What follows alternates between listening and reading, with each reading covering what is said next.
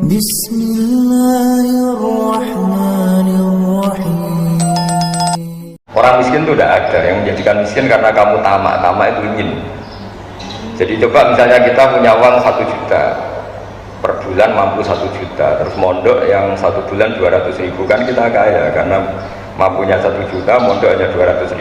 Tapi kalau punya uang 1 miliar tapi ingin sesuatu yang nilainya 2 miliar, maka gak kesampaian. Jika kalau dalam ilmu tasawuf itu yang menjadikan kamu miskin itu ya keinginan kamu.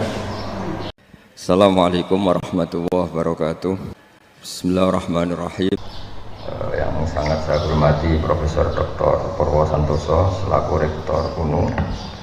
Di sini ada pernah mas-mas saya, ada Profesor Yani, ada Mas Aris, ada teman-teman, ada Pak Mustafid, semua yang saya hormati.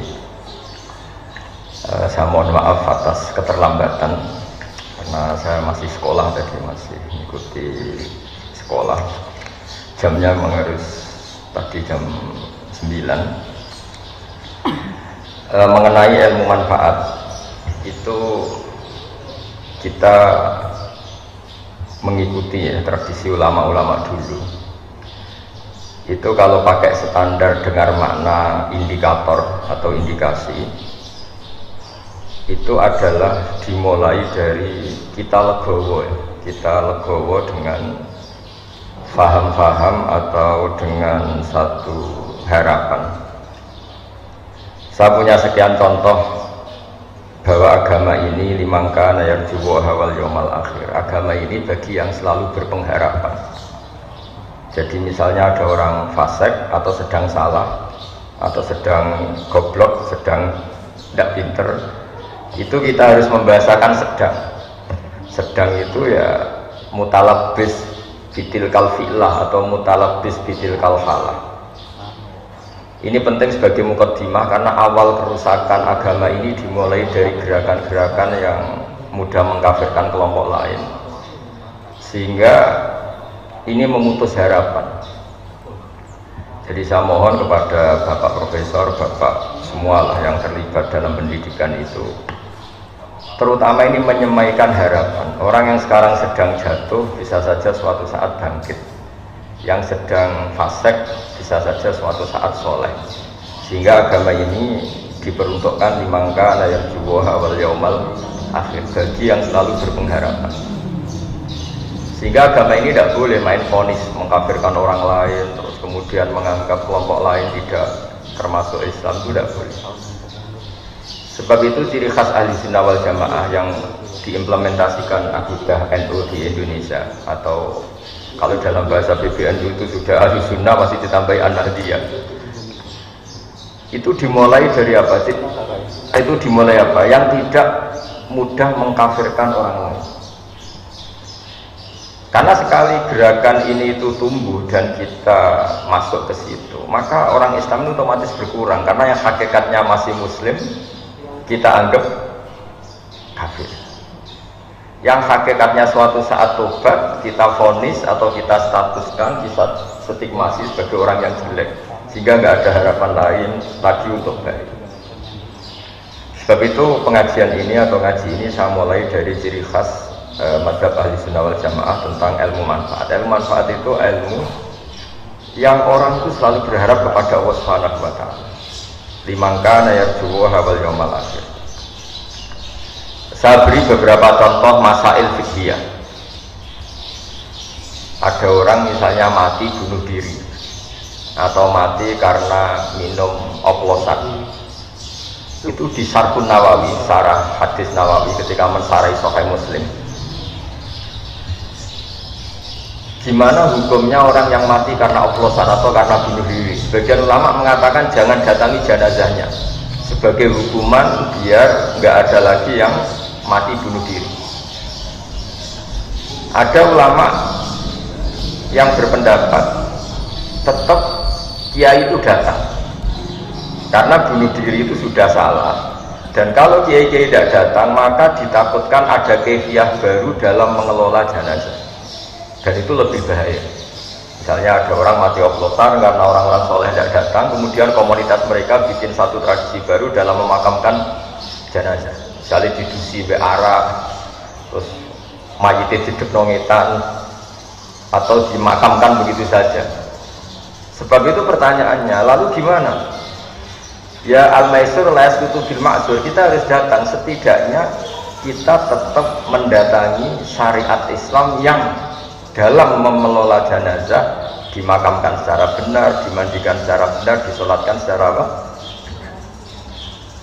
Nah, artinya begini, kita datang ini sebetulnya bukan bentuk penghormatan ke orang fasik, tapi bentuk mengawal syariat Islam supaya tetap berjalan meskipun sedang mengelola orang apa? Fasik. Jadi ini penting sekali saya utarakan supaya legowo kita sebagai pemandu ilmu atau pemandu mazhab Ahlussunnah wal Jamaah itu bukan urusan seneng dan tidak seneng, tapi kita ngawal syariat Islam ini kita.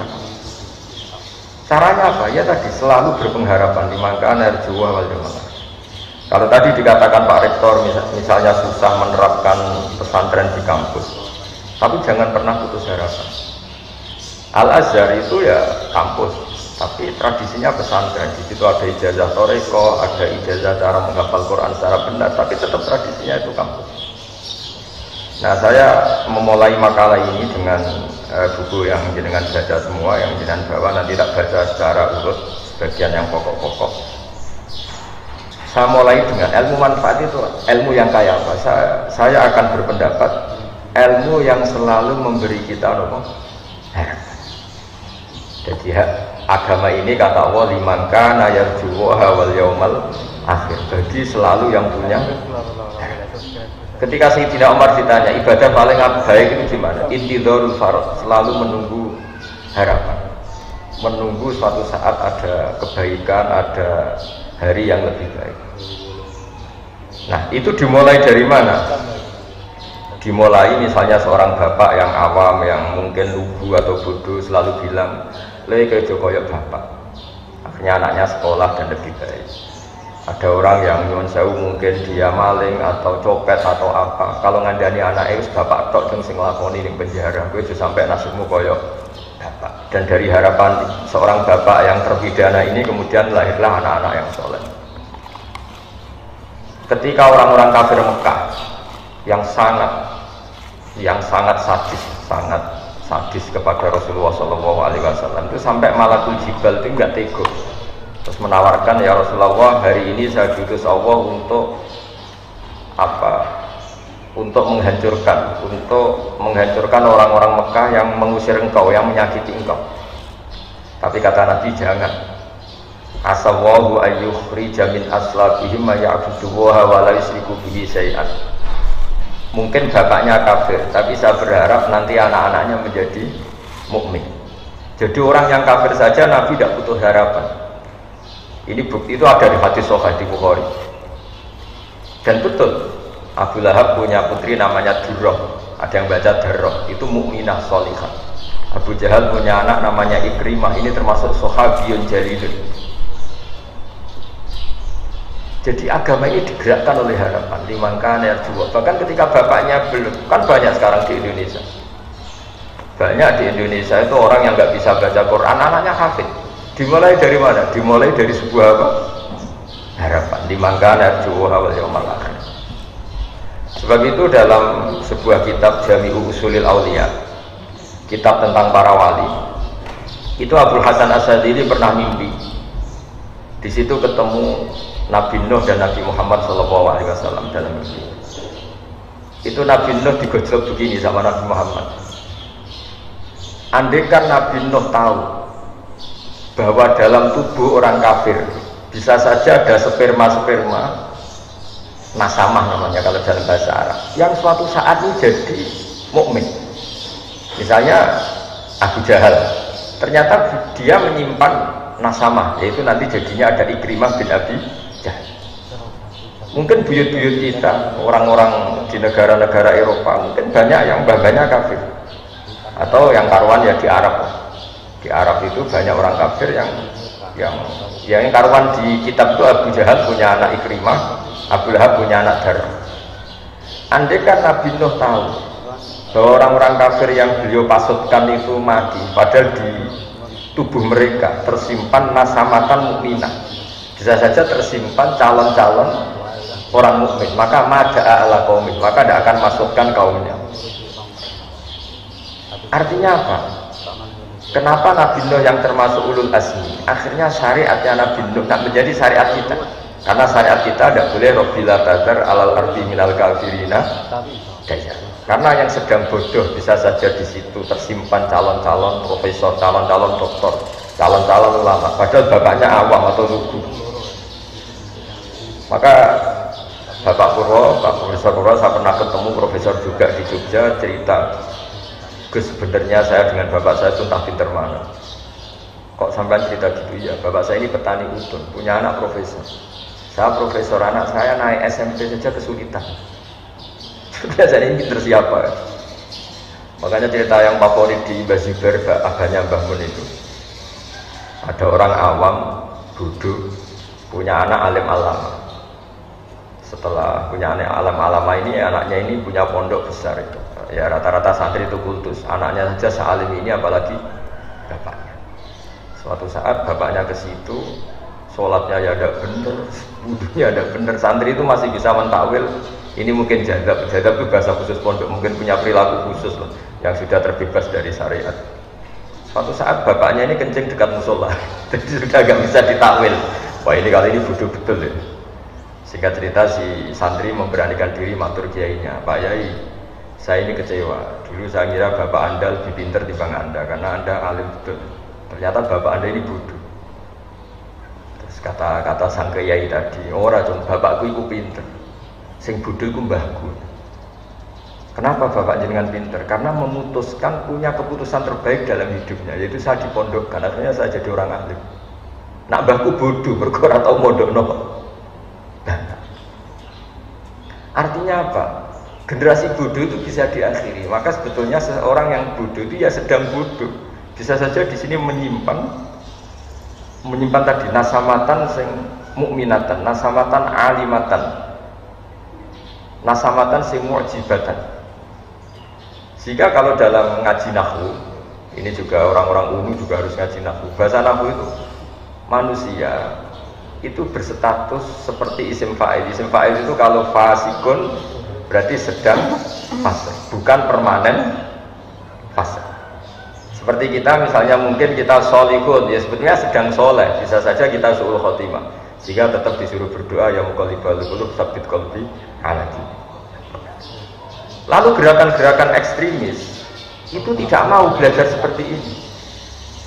Kayak apa dulu Abi Sufyan musuhi Kanjeng Nabi, tapi akhirnya mukmin. Semua perang orang kafir itu dipimpin Abi Sufyan. Dulu ketika Nabi orang Islam kalah di perang Uhud, panglimanya orang kafir itu Wahsy, Khalid bin Walid. Tapi akhirnya Khalid bin Walid masuk. Orang yang paling biadab di perang Uhud itu Wahsy, yaitu yang membunuh Sayyid Hamzah, juga akhirnya Islam. Maka ilmu nahwu itu penting, berarti fasikun ya di terjemahannya sebetulnya sedang fase, bukan berstatus fase, bukan berstatus permanen fase. Sehingga itu dipelajari oleh ulama-ulama. Kenapa? Karena dengan cara seperti itu ada harapan. Maka saya mohon, misalnya Universitas Endo yang di Jogja, misalnya masih kecil ya berharap lebih besar, misalnya kurang baik berharap akan lebih baik. Pokoknya walhasil itu jangan sampai orang itu tidak punya harapan. Maka kata Sayyidina Umar, afdhalul ibadah intidharul farad. Ibadah terbaik adalah selalu punya apa? Harapan, dan berharap hari esok lebih baik, hari esok lebih baik. Dan awal dari kesalahan kita bermadzhab adalah madhab yang takfiri, yang memutus harapan. Ya, karena maknanya mengkafirkan itu berarti menutup orang lain dari rahmatnya Allah. Karena maknanya kafir itu penutup. Sehingga dalam sebagian bahasa Arab, petani itu bahasa Arabnya kufar, karena maknanya itu penutup biji-bijian di tanah. Jadi bahasa kafir itu, makanya bahasa kafir kadang dipakai lain syakartum la azidannakum wa la in kafartum. Kenapa dikatakan kafartum? Karena menutupi nikmat yang diberikan Allah ke dia, pengingkar nikmat. Sehingga bandingannya kafartum dengan apa? Syakartum. Nabi Sulaiman juga pernah bilang, Hada min fadli rabbi liyabluwani aashkuru apa. Jadi punya bahasa kafir itu tidak mesti seru keluar dari Islam itu tidak. Bahasa kafir itu bisa pengingkaran terhadap apa? Nikmat atau pengingkaran terhadap anugerah Allah itu juga disebut kafir. Karena bandingannya itu syukur sama apa? Kufur. Nah kadang perbandingan itu ekstrim, yaitu mukmin dan kafir. Nah ngaji ini memang saya mulai dengan rumus yang agak jelimet, tapi ini akan menjadi panduan untuk Nahdlatul Ulama, juga untuk para akademisi di kampus, bahwa semuanya itu dimulai dari harapan. Dulu kita dijajah Belanda 350 tahun, dan masyarakat kita zaman itu sangat terbelakang. Wong penjajah itu buruk, sudah buruk, kafir. Orang-orang tua kita nyeluk Belanda itu dorong. Wong penjajah berdiugang dorong. Mungkin andaikan saat itu ada pakar sudah putus asa. Bagaimana bisa menggerakkan masyarakat yang saking bodohnya itu penjajah dipanggil dorong. Kayak apa susahnya pas itu? Kita ini bisa menggerakkan masyarakat itu kalau punya kesadaran melawan. Kok kesadaran melawan? Nganggep penjajah ini tuannya, majikannya.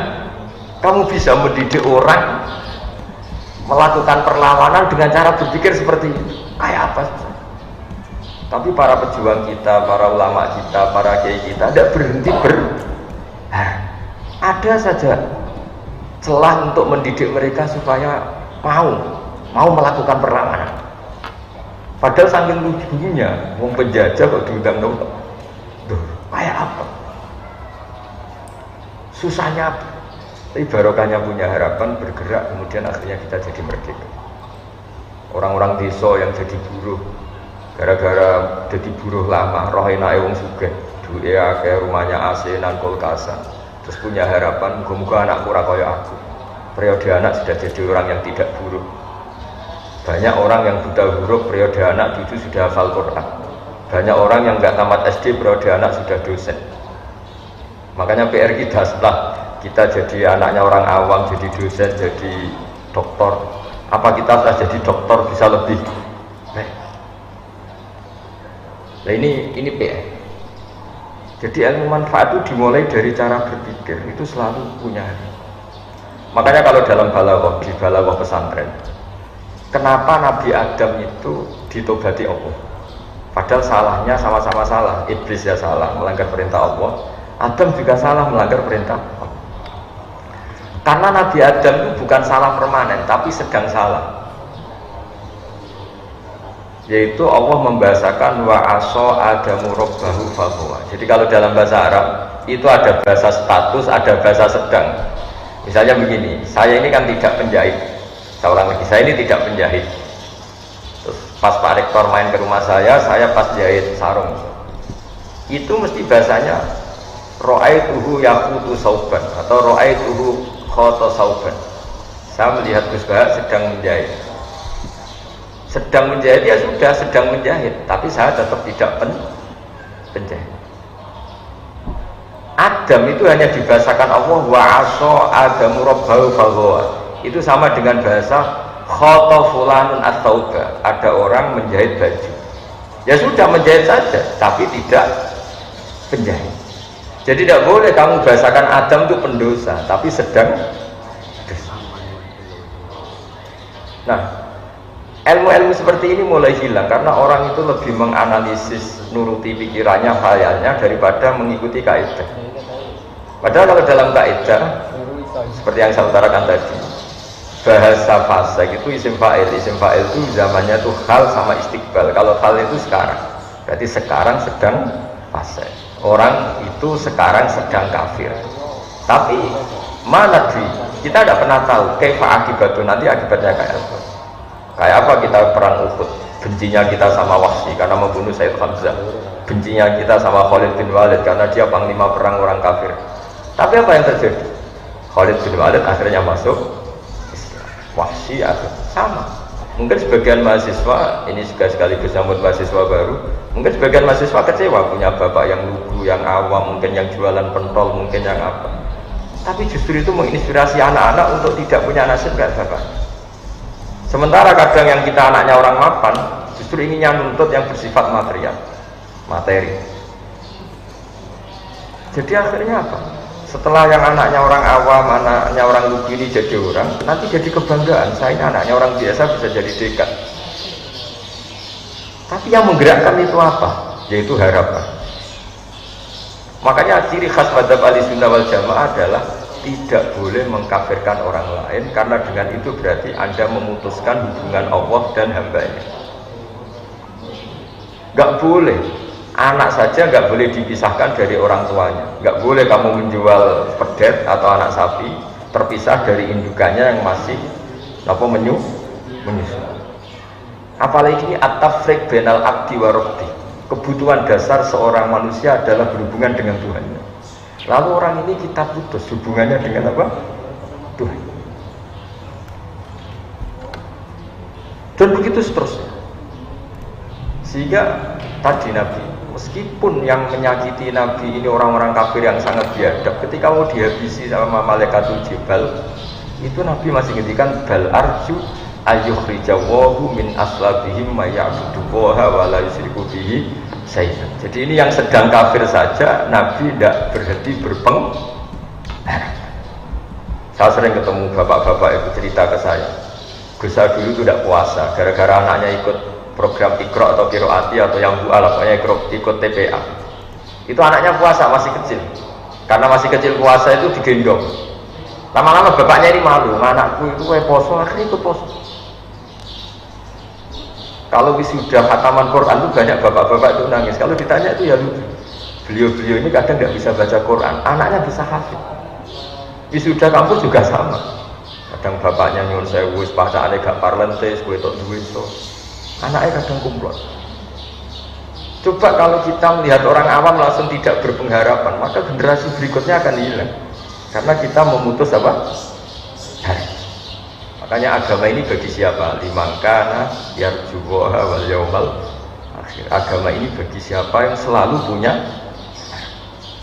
Indonesia pernah gak merdeka, pernah ada gestok, pernah ada apa saja, dan sekarang baik-baik saja. Sekarang juga ada masalah pandemi, masalah apa, tapi kita selalu berharap akan baik-baik saja, karena agama ini limangkana yarjuwaha wal yaumal akhir.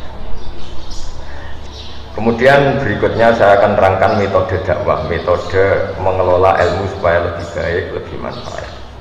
Ini saya menyitir ini, mohon dibuka halaman tentang apa metode.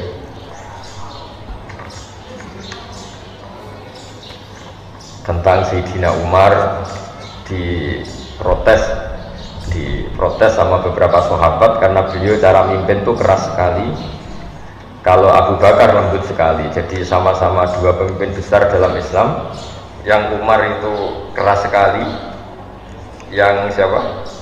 Abu Bakar lunak sekali. Halaman 25.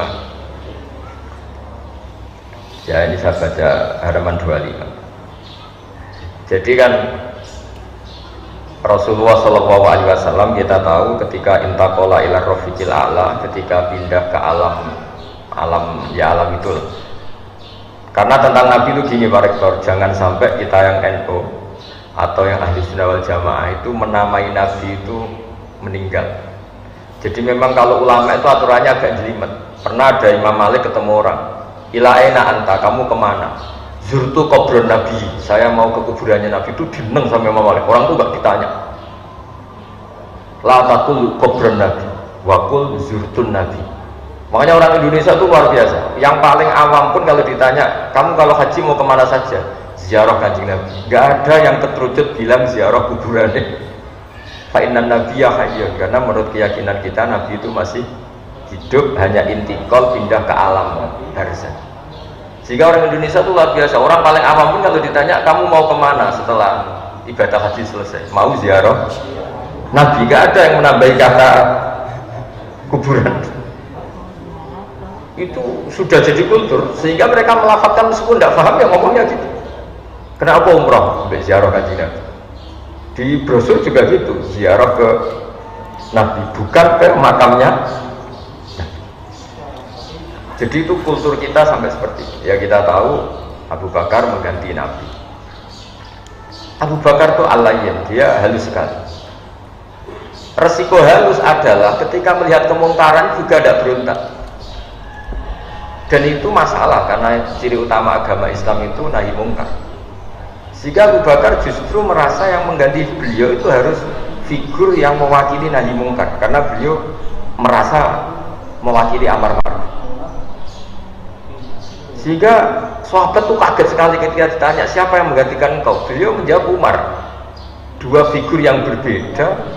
Perasaannya orang tuh nggak akan terlintas Abu Bakar kok memikirkan bahwa penggantinya itu adalah Umar, karena ini dua figur yang sangat kontras. Yang satu sangat lunak, yang satu sangat keras. Tapi kenapa akhirnya Abu Bakar itu minta diganti Umar? Kalau kita hidup di Jogja, di Solo, di kultur yang halus, mungkin seneng sama figur kayak Abu Bakar. Tapi misalnya Anda hidup di Kolombia, misalnya di daerah narkoba, di daerah-daerah yang keras, Anda akan butuh kayak Sayyidina Umar. Makanya dalam tarikh itu unik. Nabi pertama kali jadi Nabi dan yang Islam sudah ada beberapa, di antara yang sudah Islam itu Abu Bakar. Tapi Islam itu diteror oleh orang-orang kafir. Kalau mengaku Islam dijotosi, mengaku Islam disiksa. Sehingga Nabi itu angen-angen, waduh nak sing Islam melunak-lunak ini repot. Suatu saat Nabi jalan-jalan melihat Umar di pasar dan beliau sedang gulat.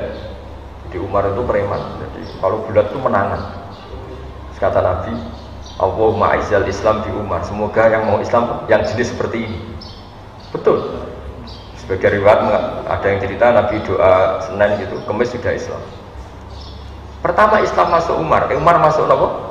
Islam. Apa yang dilakukan? Bikin pengumuman. Siapa yang mengganggu Nabi Muhammad SAW akan saya bunuh. Sehingga gentenan orang kafir yang delik, bukan lagi orang Islam yang delik, tapi orang kafir yang sembunyi. Dan awal itu pula dimulai fasda bima tu'mar. Artinya apa? Figur kayak Abu Bakar itu belum memenuhi kebutuhan ketika ketemu orang kafir-kafir yang rese tadi. Sama, andai kan semua orang Islam itu lunak, itu nanti kalau ketemu yang harbi ya tentu yang kita masalahkan itu kafir yang harbi yang ingin merusak kita, bukan orang kafir yang mau berbaik sama kita. Walhasil singkat cerita Abu Bakar ini ingin diganti Umar karena ada kebatilan-kebatilan yang masif, ada kebatilan-kebatilan yang aktif. Singkat cerita ketika Umar mimpin ditanya sama Abdurrahman bin Auf, engkau mengganti orang yang sangat lunak sementara engkau sangat keras. Nah, ini yang terus dijawab ya Abdurrahman, wa wallahi laqad lintu linnasi hatta khasyitu wa fil lail. Tsumma stadadtu alaihim hatta khasyitu wa fi syiddah. Fa'ilal makhraj. Jadi intinya gini ya. Ini saya beri analogi. Kalau kita misalnya punya keluarga yang nakal, misalnya yang pergaulan bebas, kalau ketemu paman atau Pak D yang lunak, ngajak pacarnya di situ nggak ditegur, melakukan hal yang haram nggak ditegur, pasti ponakan ini berpikir wah nggak apa-apa, nyatanya Pak D saya nggak negur. Intinya apa? Kalau terlalu lunak menjadikan keponakan ini yang salah tidak tahu kalau itu salah karena nggak ditegur. Kebalikannya kalau pamannya ini terlalu keras, ponakannya juga nggak pernah main ke sini, jadi ya rapo berdidik, ke situ saja enggak. Jadi akibatnya sama, yang terlalu lunak ya nggak bisa didik karena membiarkan, yang terlalu keras juga nggak bisa didik karena ketemu saja enggak, karena ponakannya pasti ya berani ke situ. Intinya apa? Terlalu lunak ya masalah, terlalu keras ya masalah. Maka kata Sayyidina Umar, ketika aku pakai metode dakwah lunak, saya juga takut dosa. Karena lunak adalah bisa saja pembiaran terhadap maksiat. Tapi ketika saya terlalu keras, saya juga takut dosa. Karena keras itu menjadikan tidak berkesempatan komunikasi, tidak berkesempatan interaksi. Natijanya sama, hasilnya sama, sama-sama orang berdidik, tidak berkesempatan mendidik. Itu yang dimaksud Sayyidina Umar. Wallahi laqad lintu linnasi hatta khasyitu wa fil lan tsumma stadadtu alaihim hatta khasyitu wa fi siddah. Jadi dakwah yang terlalu lunak juga masalah kayak tadi. Tapi saya ini cerita zaman dulu ya, saya tidak ingin dalam konteks bernegara yang baik itu ada ekstremitas, karena ini kan cerita Zaman dulu orang kafir itu sangat ekstrim, mengancam membunuh yang mau masuk Islam. Sehingga Nabi butuh figur orang kayak Umar yang berani ngancam balik. Yang berani ngancam. Nah kalau dulu kan enggak, gara-gara belum ada Umar, Abu Bakar CS-nya hanya jadi objek intimidasi orang kafir. Tapi gara-gara Umar masuk Islam, gantian Umar yang intimidasi mereka, dan barokahnya itu kemudian Islam nggak diganggu lagi. Nah artinya apa? Kita sebagai dai ini berkebutuhan macam-macam. Makanya terus di fikih disimpulkan, jika ketemu orang kafir yang harbi, yang keras, kita boleh keras. Makanya qatilul ladzina yuqatilunakum, perangi mereka yang merangi kamu. Sehingga ulama dulu yang merangi Belanda, merangi Jepang, karena mereka merangi kita. Tapi kalau mereka tidak merangi kita, tentu kita diharamkan merangi mereka. Nah bayangkan misalnya zaman Belanda jajah kita, Jepang jajah kita, terus kamu fatwa yang lemah lembut, ya repot. Zaman itu ya nggak jadi merdeka dengan fatwanya seperti itu. Nah Islam itu menyediakan itu semua. Ada fatwa saat perang, juga ada fatwa saat negara normal. Kalau ketika negara normal ya fatwanya tentu bil hikmati wal mau'izatil hasanah.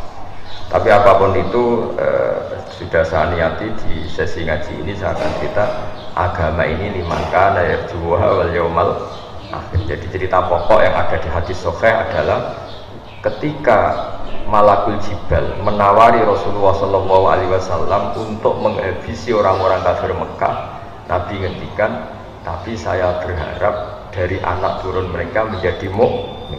Ini bapaknya masih kafir. Nabi berharap generasi ini selesai dengan melahirkan orang-orang mukmin.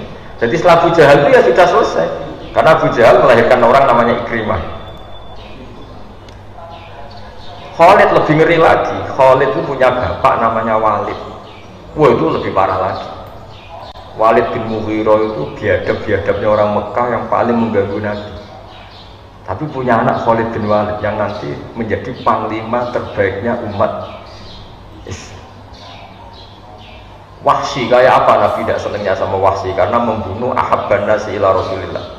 Sampai saking nggak senangnya Nabi itu, sudahlah Wahsy, iman kamu saya terima, tapi tolong kalau ketemu saya kamu menghindar. Setiap saya melihat kamu saya akan ikan pamat saya Sayyid Hamzah. Tapi iman kamu sudah saya terima. Sehingga masyhur itu dalam sejarah, Wahsy ketika perang Yamamah yang dipimpin Abu Bakar, dia berkeinginan membunuh Musailamah al-Kadzdzab. Ada yang baca Musailamah al-Kadzdzab. Kata beliau, kata Wahsy, saya berjanji fakama qataltu ahabban nasi ila Rasulillah sa'atulu abghadun nasi ila Rasulillah. Saya bersumpah karena saya pernah berdosa membunuh orang yang paling dicintai Rasulullah, saya akan membunuh orang yang paling dibenci Rasulullah. Itu membunuh Musailamah al-Kadzdzab yang ngaku sebagai nabi. Artinya apa? Orang yang biadab Wahsy, yang bunuh Hamzah sampai seperti itu, gila setelah dibunuh disobek perutnya oleh Hindun, kemudian jantungnya dikunyah, kayak apa? Tapi Hindun akhirnya ya jadi muslimah, Wahsy jadi muslim. Nah kenapa bisa begitu? Karena selalu ada harapan. Nah contoh terakhir harapan yang tidak kesampaian tapi efeknya bagus. Abdullah bin Ubay bin Salul itu ketua orang munafik. Kayak apa fitnahnya Abdullah sama Rasulullah. Tapi ketika Abdullah bin Ubay itu meninggal, itu anaknya minta supaya Nabi itu ngasih gamisnya, sama Nabi dikasihkan supaya dipakai mengkafani siapa? Abdullah bin Ubay. Dan ini Ra'isul Munafikin. Bahkan setelah Nabi datang di jenazahnya itu, keluarganya minta supaya Nabi itu corong Jawa kayak ngidoni, semua visinya disuruh ngidoni bin barokah untuk idoni kan Nabi, diturutin. Orang tuh heran semua, kayak apa salahnya Abdullah bin Ubay bin Salul sama Nabi. Nabi itu tiap jalan satu langkah dua langkah dihadang sama Umar. Ama tadzakarta ya Rasulullah qala Ubay kadza wa kadza. Engkau apa enggak ingat kayak apa Ubay menghujat engkau? Engkau apa enggak ingat kayak apa Abdullah bin Ubay mencibir engkau, menghina umat Islam? Hati Umar, sudah tanah saya Umar, kamu minggir saya mau ke sana.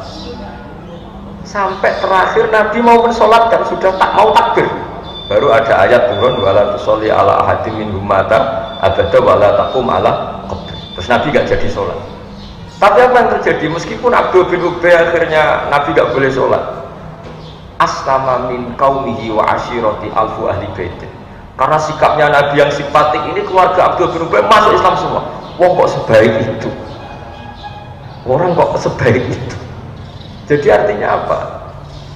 Jangan-jangan orang yang sedang mati karena oplosan, punya ibu yang muslimah, punya keluarga besar yang muslim, sehingga ketika seorang kiai datang ini menjadi simpatik. Pak Yai Uji Api, ya masih anakku mati ini ya dihormat. Keluarganya Abdul bin Ubay gitu, wong kok api ya kayak Muhammad, nyelnya diangkar, mereka masih munafik. Akhirnya mereka masuk Islam semua, gara-gara melihat berkotu Rasulullah SAW betapa halusnya, dan itu menjadi manhaj kita. Jadi di NU itu ditonggo fasik, terkenal koruptor, terkenal macam-macam, diundang-undangan ya teko.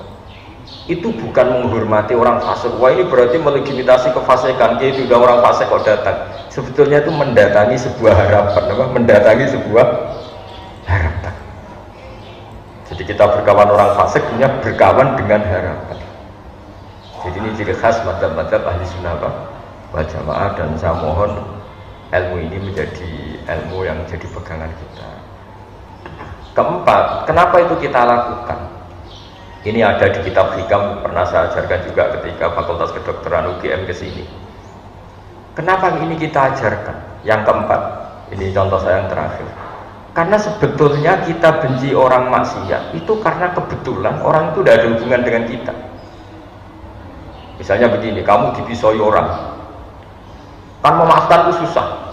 Coba bayangkan yang misoi itu anak kamu kepada orang lain, kamu berharap apa? Orang itu memaafkan anak kamu. Kalau pertanyaannya, wah misoi kudu diwales, kudu ditabokin, kan? Kalau orang mengumpat itu harus ditangani. Pertanyaannya, kamu fatwa gitu karena kebetulan yang salah bukan anak kamu. Coba kalau yang salah itu anak kamu berharap dimaafkan apa dipukulin? Dimaafkan. Makanya Nabi Ibrahim alaihissalam ketika diangkat di alam malakut, kemudian melihat orang maksiat, menurut kamu Ibrahim orang-orang maksiat itu diapakan? Habisi saja ya Allah.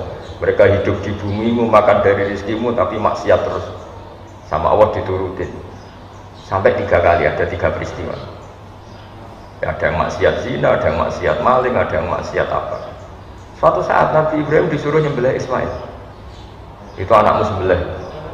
Tidak bisa ya Allah, ini samrotu fuadi, ini buah hati saya, wakib ini kesayangan saya. Nah kenapa tidak boleh dibunuh? Ya ini kan kesayangan saya. Nah, ya kan apa? Ya karena anak saya. Terus kata Allah, kamu apa tidak ingat di malam ketika kamu saya mi'rajkan, itu hamba saya yang bikin saya, kamu enak aja usul kamu bunuh. Setelah saya usul supaya anak kamu bunuh, kamu tidak mau. Memangnya kamu lebih sayang sama anakmu ketimbang saya sama hamba-hamba kamu juga sayang. Enak saja kamu tidak ingin, tidak ikut bikin, hanya usul supaya tak bunuh. Semenjak itu Nabi Ibrahim sadar sebenarnya kebencian kita sama maksiat itu karena kebetulan. Itu udah anak kita. Coba kalau kamu jadi dosen lihat mahasiswa goblok itu mantelnya bukan main, tapi kalau itu anak kamu, wah dosen itu sing apian, ora oleh kereng-kereng saate bocah. Kalau dalam guyonan saya sering sebagai kiai itu sering guyon. Kalau ada pembantu mecahkan piring dimarahin, itu pasti salahnya dua. Mecahkan piring dan tidak cantik. Sekali itu cantik, apa majikannya bisa marah? Itu pasti. Begitu juga wong nyulayan janji kok dihamu. Itu mesti orang atasan. Coba kalau yang nyulayani Pak Mustafid ini rektor, sepurane aku terlambat, dia betul nopo. Tapi kalau yang terlambat ini office boy atau karyawan, nggak disiplin, nggak profesional. Maka kalau ada kemarahan terhadap kesalahan, pasti sebabnya dua, salah dan tidak prospek. Ada, tapi ini nggak diomongkan, yang kedua ini nggak diomongkan. Nah itu semenjak itu sadar kearifan. Jangan-jangan kebencian kita terhadap maksiat itu sebetulnya bukan karena maksiatnya saja, karena kebetulan itu tidak keluarga kita, tidak anak kita. Nah kearifan-kearifan seperti ini itu harus hidup di komunitas Nahdlatul Ulama, di komunitas NU, umumnya di komunitas Islam. Jadi jangan belajar Islam dari segi lunak saja, karena kan itu yang kamu ajarkan, nanti kita kesulitan cari metode ketika menghadapi penjajah. Itu ya ada momennya sendiri. Islam ekstrim itu ada momen ketika ada penjajah. Tapi ketika negara sekarang sudah normal, kita harus semua bil hikmati wal mau'izatil hasanah. Tapi apapun itu saran saya satu, orang nggak boleh nggak punya harapan. karena agama ini limangkana yarjuwaha wal yaumal akhir, bagi yang selalu punya harapan. Saya kira demikian. Assalamualaikum warahmatullahi wabarakatuh.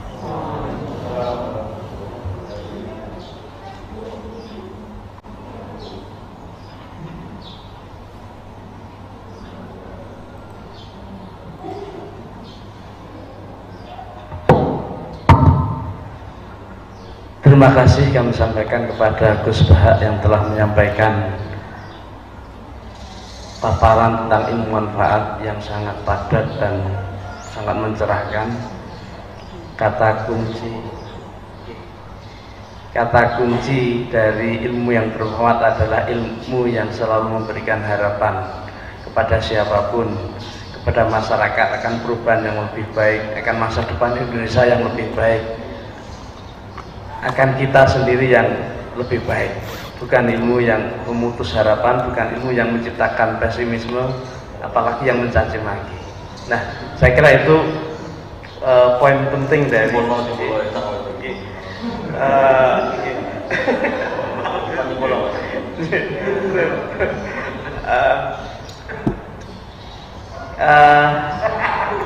selanjutnya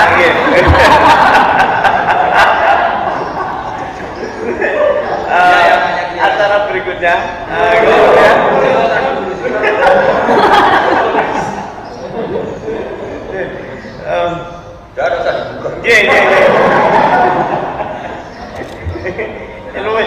tadi ya kan ini harus sambil nawakona ini ilmu yang memberikan harapan, yang mampu membuka harapan, yang berharap kepada Allah Subhanahu wa taala dan hari akhir. Nah, itulah ilmu yang yang bermanfaat kan? Ilmu yang membuat kita optimis menghadapi tantangan hidup, ilmu yang membuat kita optimis untuk menghadapi persoalan-persoalan bangsa ini, persoalan kemanusiaan dan lain-lain. Dan itu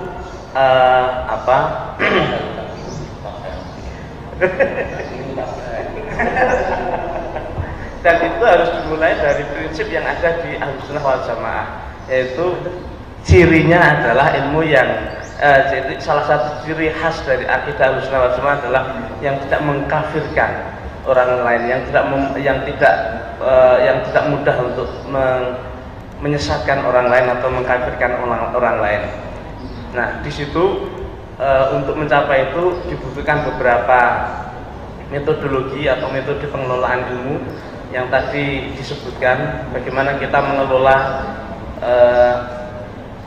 antara dua titik ekstrim, uswah yang dicontohkan oleh Nabi Musa alaihissalam, juga Nabi Isa alaihissalam, kemudian Sayyidina Abu Bakar radhiyallahu anhu, juga Sayyidina Umar radhiyallahu anhu, dua figur yang sangat berbeda, akan tetapi keduanya mampu menjawab kebutuhan masyarakat saat itu.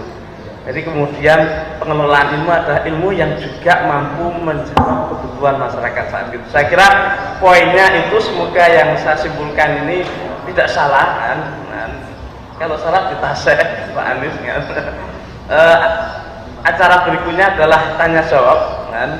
Monggo kepada hadirin atau juga kepada mahasiswa yang kebetulan mengikuti secara daring untuk menyampaikan pertanyaan. Ini saya akan cek pertanyaan yang muncul di di channel YouTube.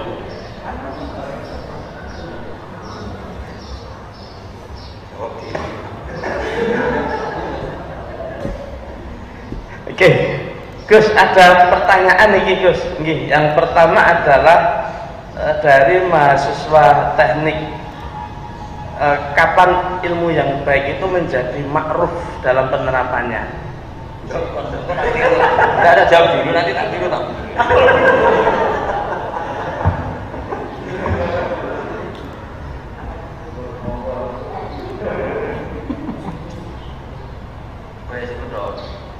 Kalau yang kedua,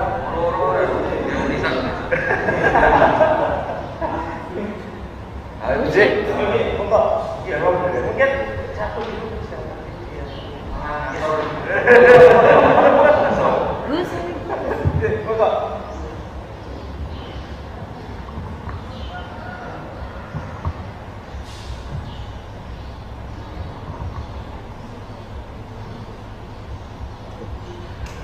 Bismillahirrahmanirrahim.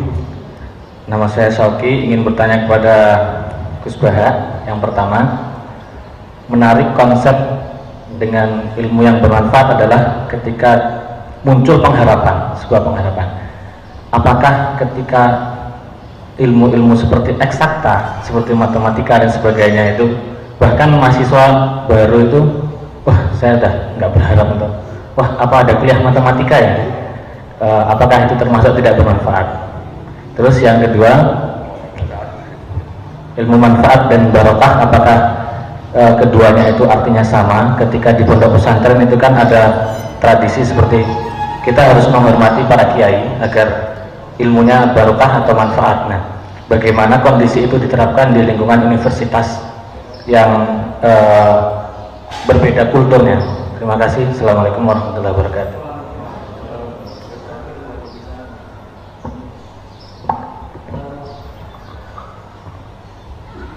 Yang terakhir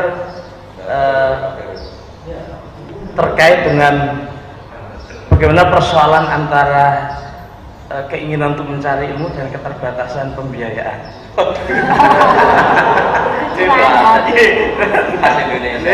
Ingin mencari ilmu yang bermanfaat, tapi karena saya dihadapkan oleh persoalan biaya, Gus. Itu curahan hati, Gus.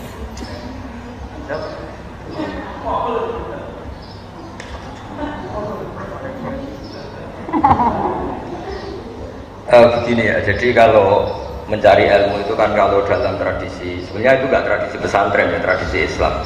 Ada fardu ain, ada fardu kifayah. Kalau bicara tentang keterbatasan itu ya sebetulnya mesti ada keangkuhan. Misalnya orang miskin kok ingin cari ilmu, misalnya mondok sampai Mekah atau sampai Amerika, itu pasti terbatas. Jadi makanya kalau di ilmu tasawuf, orang miskin itu tidak ada. Yang menjadikan miskin karena kamu tamak itu ingin. Jadi coba misalnya kita punya uang 1 juta per bulan, mampu 1 juta, terus mondok yang 1 bulan 200.000, kan kita kaya karena mampunya 1 juta, mondok hanya 200.000. Tapi kalau punya uang 1 miliar tapi ingin sesuatu yang nilainya 2 miliar, maka agak kesampaian. Jika kalau dalam ilmu tasawuf itu yang menjadikan kamu miskin itu ya keinginan kamu ya, yang menjadikan kamu miskin atau merasa terbatas itu ya keinginan kamu. Makanya pernah ada orang, saya berkali-kali cerita, pernah ada orang miskin gak cantik lagi soal saya, Gus saya ini doain supaya suami saya kaya. Terus saya bilang sudah ada usaha, kata saya. Kenapa? Nanti kalau suami kamu kaya, pertama yang dievaluasi rumah ditata, kedua mobil ganti alat, ketiga kamu, karena sudah kaya gini kok istrinya jelek. Terus akhirnya udah Gus gak usah didoain kaya gitu. Karena pasti tadi lama-lama jadi target evaluasi. Setelah suami ini kaya, yang dievaluasi pertama mungkin rumah, habis itu mobil, lama-lama apa coba? Nah makanya kalau dalam ilmu tasawuf itu keterbatasan itu tidak ada. Keterbatasan dimulai dari ketamaan kita. Ya memang saya rasakan ya enggak ada. Makanya masyhur itu Abu Yazid Al-Bustami nyuruh muridnya, ini ada uang 5, ya kalau sekarang mungkin 100.000, belikan daging 1 kilo. Pulang muridnya, wah ini tidak cukup, harganya 150. Ya terus kata gurunya arkhisuhu, ya bikin yang lebih murah. Ya tidak bisa, 100.000 aja nggak cukup, apalagi arkhisuhu bitarki. Ya sudah, kalau uang 100.000 nggak cukup ya kamu jangan ingin makan daging, selesai kan. Jadi ya kamu jangan ingin makan daging. Jadi hidup ini menjadi mahal itu karena ketamakan itu. Sebetulnya kalau orang mau belajar alim itu di Indonesia banyak orang alim, tapi gara-gara dia merasa saya puas kalau belajar di Al-Azhar, saya puas kalau belajar di Ummul Qura, akhirnya dia tersiksa. Sama pondok lokal sudah tidak mau karena keangkuhannya, sama pondok yang di luar negeri nggak mampu karena keuangannya. Begitu juga masalah intelektualitas. Dia di Amerika tidak kuat, tapi sudah mencibir kampus yang ada di Indonesia. Jadi makanya kalau belajar ilmu pesantren itu nomor 1. Karena barokahnya tasawuf itu orang bisa ngukur. Misalnya gini, ada cowok umumnya kan seneng cewek cantik, harusnya dia ngukur. Kalau saya dapat orang cantik yang nilainya di atas saya, berarti saya objek cibiran. Tapi kalau dapat yang sebawah saya yang subjek. Jadi ya keren lah, daripada dinyak mendingan minyak. Ya maksud itu ya perhitungan, tapi kan lumayan maksudnya daripada nuruti tamaknya tapi tidak kesampaian. Kalaupun kesampaian dia tidak posisi subjek tapi posisi apa? Objek. Daripada tangganan kiai top jadi penderek, mendingan yang di shoulder belakang jadi aktor kan? Jadi itu ada perhitungannya. Dan ilmu tasawuf itu mengelola itu. Makanya di pondok, di ilmu tasawuf itu nggak ada orang medit, yang ada itu orang tamak. Karena begini Pak Rektor, kalau dalam berpikir tasawuf itu, kamu sampai menghukumi orang lain kikir atau medit itu karena kamu punya keinginan. Coba kalau kamu enggak. Makanya saya itu sering sama ngandani orang-orang yang mengundang saya. Orang undang saya itu berjudi karena gara-gara ingin undang itu gampang kecewa kalau saya tidak bisa. Coba kalau dari awal gak ingin undang kan gak pernah kecewa. Kamu menghukumi teman kamu medit itu karena kamu ingin utang. Coba tidak pernah ingin utang kan gak pernah menghukumi itu medit. Jadi makanya kita pasal itu tidak pernah kritik medit, karena sebetulnya medit itu diawali dari orang berharap. Coba hubungan kamu dengan Pak Rektor ini baik-baik saja, tapi sekali kamu punya keinginan, Pak Rektor tolong masa ini dinaikin, masa jabatan saya gini-gini dok, naikkan sedikit, itu tidak diturutin. Wah rektornya akhir ya. Makanya saya itu sering ngumumkan, saya ini kan sudah ngaji murah, ngaji gak usah biaya, ngaji gak usah diundang, supaya ini murah. Sekali berkeinginan ini potensi kecewa. Saya ini kan ya sibuk, urus anak, urus pondok, tapi kalau orang undang nggak diturutin ya kecewa. Diturutin ngecewakan santri saya, jadi makanya orang undang saya harus istighfar, karena mesti salah. Orang mungkin salah, mesti salah. Saya sendiri juga istighfar. Karena kalau ada orang undang dan bisa juga merasa salah. Saya pernah didatangi undangan dari Kalimantan, gubernur kesini jauh-jauh, kesini saya mohon sekali gini-gini. Saya bilang ya juga mohon sekali jangan maklumi saya. Ya sama-sama nggak bisa. Karena itu cara ilmu tasawuf itu kecewa itu dimulai dari keinginan. Makanya ilmu tasawuf yang dikritik itu tamak. Coba kalau ada orang kamu bilang sombong, kenapa? Banyak orang melitih di jalan, kamu udah bilang sombong. Tapi ketika anda berkeinginan untuk dihormati, misalnya kamu tanya, terus bayangan kamu kalau tanya itu kan dijawab pakai tangan kanan, orangnya naik motor ya turun dulu. Ternyata enggak. Tahu rumahnya Gus Bah, gak ngerti. Jawabnya pakai tangan. Wah orang itu sombong sekali. Kenapa kamu sombong? Karena kamu punya keinginan. Kalau kamu nggak punya keinginan, bahwa orang itu kayak apa kan kamu tidak mendesak untuk menvonis sombong apa enggak. Makanya ilmu tasawuf itu ilmu yang ngelola kun murodan walatakun murid, dan sudahlah hidup itu jangan banyak karep, nanti banyak kecewa. Ya memang harus dilatih, ini kan ngaji NU ya, harus dilatih. Orang itu supaya nggak kecewa, jangan banyak. Makanya saya sering bilang ke istri saya tuh bayangkan istri kalau saya datang dari Jogja, saya sampai sekarang ke Jogja itu ya sering gitu. Bayangkan saya pulang itu pokoknya istri saya masih hidup, masih sholat, masih Islam, itu udah nggak pernah bayangkan datang disambut, dibikinkan teh, mari kecewa. Jadi saya biasa datang tuh ya istri saya tidur, dia tidur, anak saya ini udah gitu aja. Karena sekali saya punya harapan mesti kecewa. Bayangkan perlakuan istri seperti ini gini. Jadi kalau orang kecewa itu karena khayalnya sendiri, karena harapannya sendiri. Nah itu yang nggak dipelajari di kampus. Jadi ilmu tasawuf itu ilmu yang ngelola itu.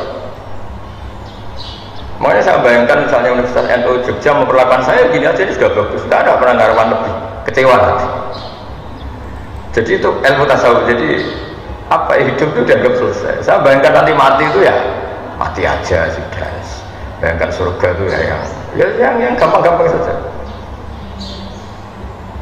Nah masalahnya sekarang orang itu harapannya tinggi, fisiknya tidak cukup, keterbatasan ya, makanya ada keterbatasan. Jadi keterbatasan itu karena ada harapan tadi. Sebenarnya kalau tidak banyak harapan juga nggak ada keterbatasan. Tapi sekali ada harapan, banyak harapan pasti banyak kecewa. Itu kalau kamu minta jawaban saya khas pesantren. Kalau nggak khas pesantren malah enak. Gimana Gus kalau mau ngaji atau mau kuliah ada keterbatasan? Ya sana utang ke lembaga pinjaman malah ribet kan itu kan tidak rumus saja kan. Terus atau duha terus ben sugih. Malah agama tinggu sarana materi kan. Makanya saya jawab saya ilmu tasawuf. Jadi keterbatasan itu, kecewa itu dimulai dari keinginan. Kamu sampai menghukumi orang lain sombong karena kamu ingin dihormati. Coba kalau kamu tidak ingin dihormati, kan banyak orang di jalan, di perapatan gitu, duduknya gini sambil rokok. Kamu tidak akan menghukumi itu sombong karena kamu tidak punya kepentingan. Tapi ada orang yang kelihatannya sopan, ketika kamu tanya terus dia jawabnya cuek atau jutek, oh sombong betul orang itu. Kamu mulai menghukumi sombong karena apa? Punya keinginan yang tidak kesampaian. Makanya di ilmu tasawuf itu yang dikelola satu itu keinginan. Karena keinginan ini yang merusak segalanya ketika tidak kesampaian. Makanya saya termasuk kiai yang sebetulnya kalau boleh milih itu gak suka kenal banyak orang, karena takutnya banyak keinginan terus banyak kecewa. Masyhur itu ada dua fatwa di kitab Minhajul Abidin. Ada seorang ulama berfatwa aksir min ma'rifatin nas. Kamu memperbanyak teman, karena kalau banyak teman itu banyak penopang gitu. Yang satu ulama berbilang aklil min ma'rifatin nas, kamu jangan banyak kenal orang. Dua orang ini debat, tapi kalau tidak banyak kenal orang, tidak banyak relasi. Kalau tidak banyak relasi, kita kalau ingin apa-apa repot. Terus kata ulama yang satu, wahal tungkiru ilaman ta'rifu, bukankah kamu akan kecewa hanya dengan orang yang kamu kenal? Kamu kan tidak bisa kecewa sama orang yang tidak kamu kenal. Jadi pertemanan itu ya juga harus siap kecewa, karena kamu pernah putus cinta sama orang yang tidak pernah kamu pacarin, kan tidak pernah. Soalnya ada artis romantik, wah saya putus cinta dengan dia, kan tidak bisa seperti kenal saja, enggak. Dan kamu tidak dulu ketika yang cantik ini pacaran sama orang lain, tapi pacar kamu seritingnya elek, kok lanang liya senyum cemburu. Gara-gara apa coba? Kenal dan berpengaruh. Jadi nah bayangkan kalau semua orang tuh berharap sama presiden, ya tambah kecewa. Berharap sama menteri tambah kecewa. Termasuk berharap sama kiai. Bayangkan kiai itu ya baik, kalau ada tamu ditemuin, kalau diundang yang mau. Ya gara-gara bayangkan gitu terus dia gampang kecewa. Dia gak mikir kalau kiai ya punya urusan, itu gak mikir deh. Dia pakai versinya sendiri. Ya sama seperti suami, bayangkan kalau dia datang istrinya bangun bikinkan teh, padahal istrinya baru tidur 10 menit, turun lagi 10 menit tangi mari sirah ngeluh, ora dipikir. Kalau saya termasuk dia yang marah, jadi normal. Saya tidak pernah bayangkan datang terus disambut istri. Saya bayangkan kalau dia baru tidur 10 menit saya buka untuk bikin teh kayak apa. Saya kalau tidur 10 menit itu ya bangun itu ngeluh gak enak. Ya sudah, bayangan saya datang istri saya masih hidup, sudah bagus. Sudah bagus. Dengar kabar masih sholat ya bagus lagi. Dengar kabar masih sujud ya bagus, karena nanti ini terindah dia, terindah status istri kita karena pernah sholat, pernah sujud. Apa nanti di akhirat ada pertanyaan, kenangan terindah saya sama istri itu dibikinkan tidak ada. Jadi orang itu berpikir yang waras, tidak usah neko-neko. Makanya Sayyidina Utsman ketika dikepung orang-orang Khawarij, itu ketika ada acara sholat itu beliau makmum orang yang ngepung beliau. Orang itu tidak ikhlas, orang yang mau niat buruk kok beliau makmum. Jawabannya lucu Sayyidina Utsman, as-sholat ahsanu ma ya'malun nas, fa idza ahsanan nas fa ahsin ma'ahu. Sholat itu perilaku manusia terbaik, maka ketika mereka sedang baik kamu ikut saja. Coba kalau semua orang Islam itu kayak kita, sholat itu perilaku terbaik seorang mukmin. Istri kita sholat, anak kita sholat, santri kita sholat, ya itu saja, ingat-ingat bahwa mereka punya perilaku terbaik, dan itu alasan kita mau berteman dengan mereka. Tapi enggak, sholatnya sudah benar, wudunya sudah benar, hanya karena istri gak bikin teh kita marah. Berarti kita apa? Menghilangkan jejak terbaiknya, mengenang sesuatu yang tidak prinsip, yaitu tidak nyambut bikinkan teh. Betapa bodohnya kita. Jadi kata Sayyidina Utsman, ketika orang Khawarij itu sholat, dia makmum, beliau makmum. Diprotes sama penggemar beliau, ini gimana engkau makmum sama orang yang nggak benar? Kata beliau, karena orang yang nggak benar ini sedang melakukan sesuatu terbaik, maka saya akan ikut. Makanya di sini pentingnya akidah di Ahlussunnah wal Jamaah. Shollu khalfa kullin barin wa fajirin. Mbok makmum itu fasik lah ke makmum tidak apa-apa, karena dia sedang baik. Ketika seorang fasik sholat itu apa? Sedang melakukan sesuatu yang terbaik dalam hidupnya. Makanya dalam tradisi pesantren itu ya sudah shollu khalfa man qala la ilaha illallah. Sudah lah makmum sama siapa saja, sholatnya saya sudah tidak usah bacaannya terbaik, fikihnya terbaik, perilakunya terbaik. Memangnya kamu mau menyeleksi siapa? Ada rektor misalnya, kesalahannya mungkin bacanya kurang baik. Yang bacaannya baik kadang jeblok di fikihnya. Yang fikihnya sudah baik kadang jeblok di perilakunya. Kan orang tidak pernah sempurna. Misalnya kiai rata-rata fasih. Kadang-kadang ya rodok diutang. Ada yang nggak punya utang, kadang-kadang punya masalah sosial. Ya namanya orang kan enggak. Makanya Nabi pernah ngendikan sallu khalfa man qala la ilaha illallah. Kenapa itu? Karena perilaku manusia terbaik ya saat sholat itu. Makanya pentingnya sholat jamaah ya di situ. Makanya Sayyidina Utsman nyantek saja, beliau makmum orang yang mau menyakiti beliau. Ketika diprotes sama siapa? Tadi itu ada di Bukhari itu ketika cerita Utsman dikepung.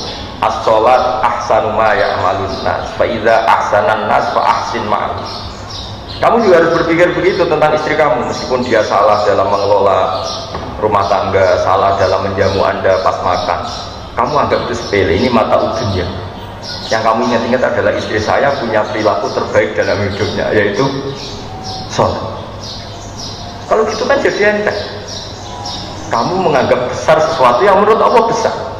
Yang paling besar dalam hidup manusia itu adalah sholat dan sujud. Dan istri kita sudah seperti itu, santri kita sudah seperti itu, tetangga kita. Tapi enggak, kita tahu-tahu pakai ukuran pribadi. Kita kecewa kalau sama tetangga, kalau tidak urus kita, kalau udah.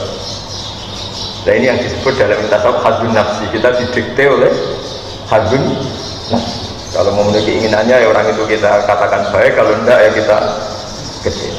Nah bayangkan kalau agama ini dibawa orang-orang seperti ini. Jangan-jangan kita masuk arai tamanit takhuda ilahahu hawa, orang yang menuhankan hawa. Ya begitu terus. Oh terus dewa yang menurut. Saya itu sudah jawab semua, pokoknya gitu. Kamu yang infokan. Ini Pak Mustafa itu. Assalamualaikum warahmatullahi wabarakatuh. Syukur alhamdulillah kita dapat berjumpa lagi di channel ini. Salawat dan salam semoga tetap tercurahkan pada junjungan kita baginda Nabi Muhammad sallallahu alaihi wasallam. Allahumma shalli ala sayyidina Muhammad wa ala ali sayyidina Muhammad. Sahabat beriman yang dirahmati Allah Subhanahu wa taala. Alhamdulillahirabbil alamin. Telah kita simak bersama kajian Ghosbah Kiai Haji Ahmad Bauddin Nur Salim. Semoga apa yang disampaikan oleh beliau dapat bermanfaat untuk kita semua. Amin, amin ya rabbal alamin. Wassalamualaikum warahmatullahi wabarakatuh.